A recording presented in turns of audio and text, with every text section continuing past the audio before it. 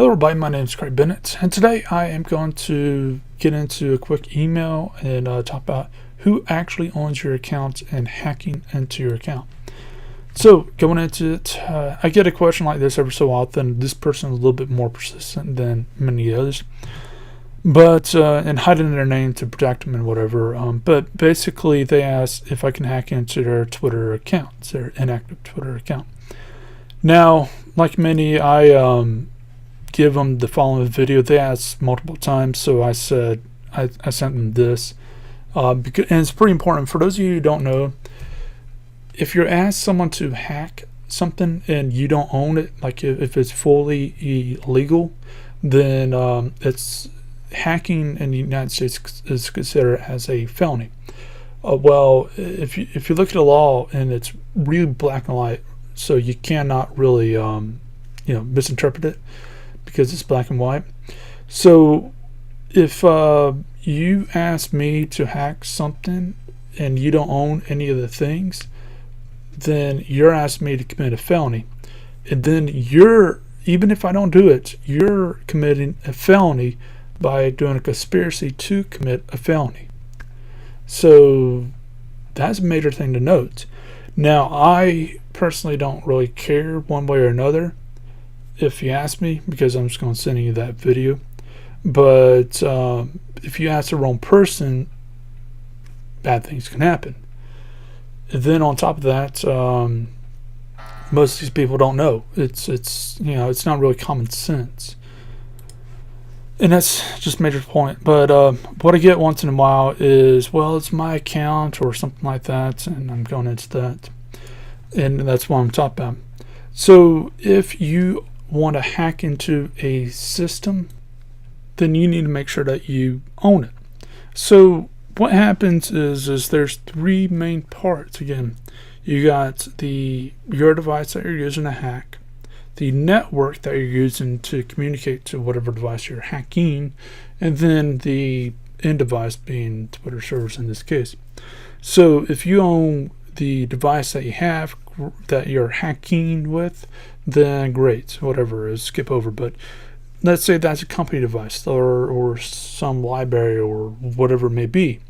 Well, because you don't own that device itself, that adds on to how much in trouble you are.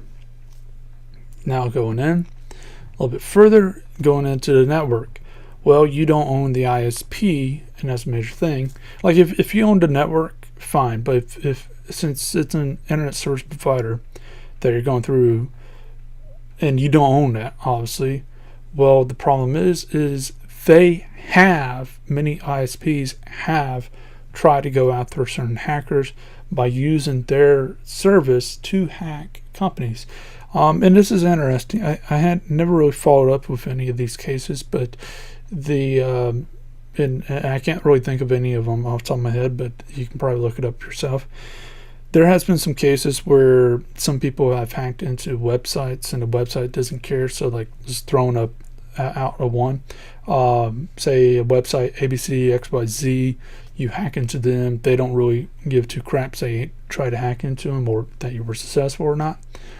But the internet service provider finds out about it. The internet service provider then goes after you for hacking, but with using their services.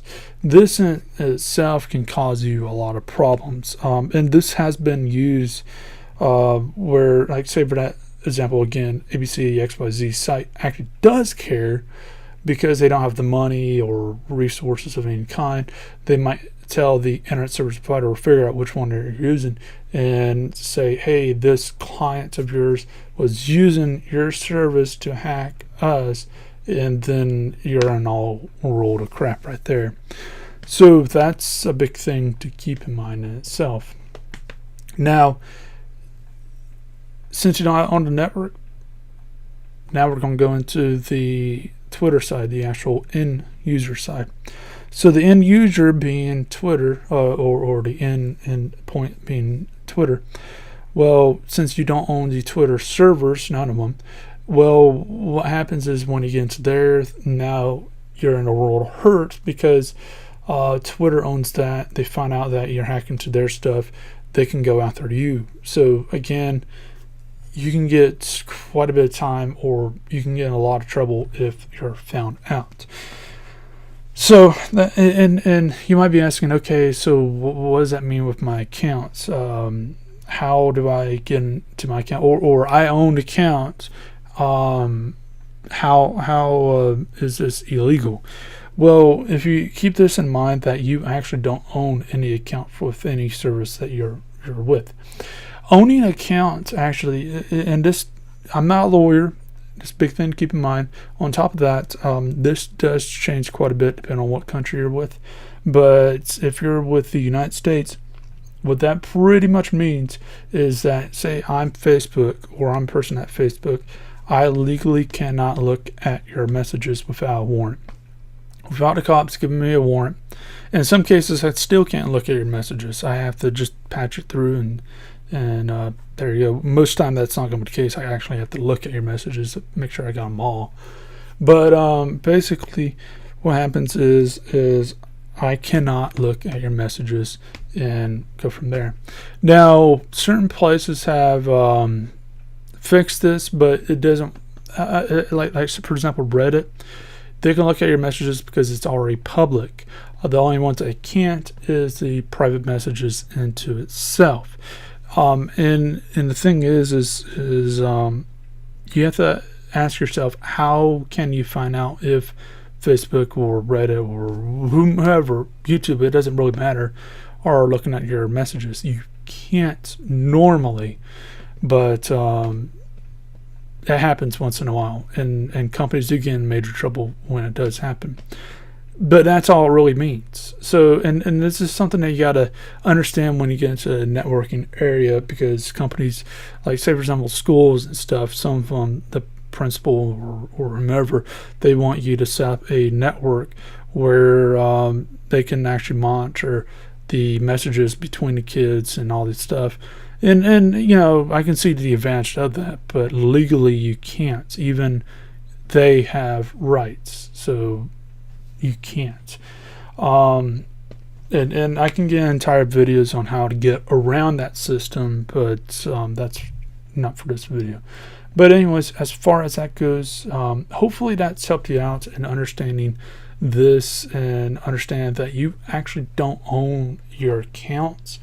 For one, anything that you publish, like for Dropbox, anything I publish to Dropbox, anything that you publish to Facebook, anything like that, it's actually considered as Facebook's or Dropbox content at that point. If you look at the agreements, they can pretty much do whatever they want with that. They just don't, or Facebook does. Dropbox and a few others, they don't, because it's a matter about trust. Facebook, they're so big that it doesn't matter. Look at some of the social experiments. That's why I got rid of my accounts, the main accounts, and only thing I got is side accounts that doesn't do anything, and just in case if I need to actually do something. But as far as that goes, if you got any questions or anything else, hopefully this helped you out in understanding this particular problem. And if you know a way around this particular problem for someone like this, or sometime in the future when another person asks me, then let me know. I'll be interested in seeing that, if you got a way around a system like this. But anyways, as far as that goes, leave a like, subscribe, share, and see you next video. Hope you have a great day.